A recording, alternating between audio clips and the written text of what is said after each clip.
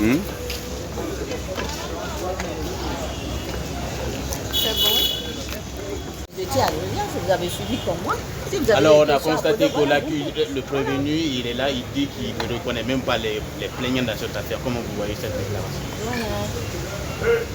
Il a reconnu la signature de l'accord. Il a reconnu, non? Il a bien reconnu avoir signé cet accord. Il n'a fait aucune préparation. Lui-même le reconnaît. Il n'y a ni de note technique, ni de procès verbal. C'est-à-dire que le département n'était pas mêlé à la préparation du dossier. Donc le contenu, il ignorait le contenu. Donc moi j'ai déjà eu la réponse de ma préoccupation. Parce que j'ai maintenant la conviction qu'il a fait ça seul et sans préparation.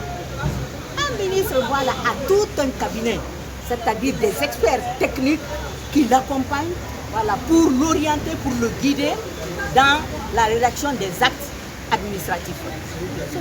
Cela a fait défaut. Cela a fait défaut. Il dit que ce sont les techniciens qui travaillent. Il n'a pas apporté la preuve de l'apport de ces techniciens-là. Il n'en a pas. Il n'y a pas eu de note technique. Moi, j'ai été directrice nationale des droits de l'homme. Je sais comment les ministères fonctionnent. Effectivement, c'est le cas. C'est-à-dire les ministres font tout seuls, à l'insu des autres cadres. C'est le problème.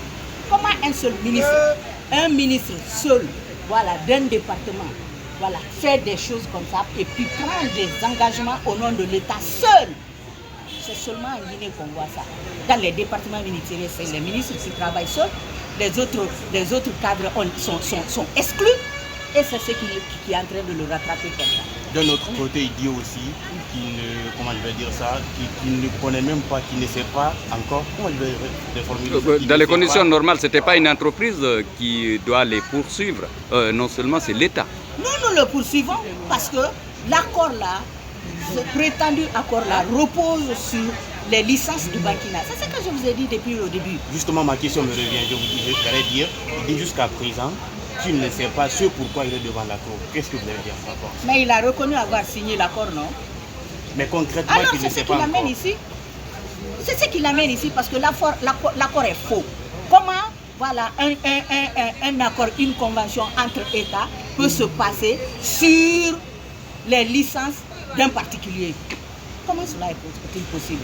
Alors que Bankina a même reçu de l'argent en exploitation de ses licences par CNFC, c'est-à-dire China National Fishery Corporation. Ils ont pris cette entreprise privée chinoise pour le gouvernement chinois. C'est ce qu'ils ont fait dans l'accord. C'est-à-dire CNFC qui travaillait avec Bankina depuis 1993, a été prise pour eux comme gouvernement chinois ou représentant du gouvernement chinois.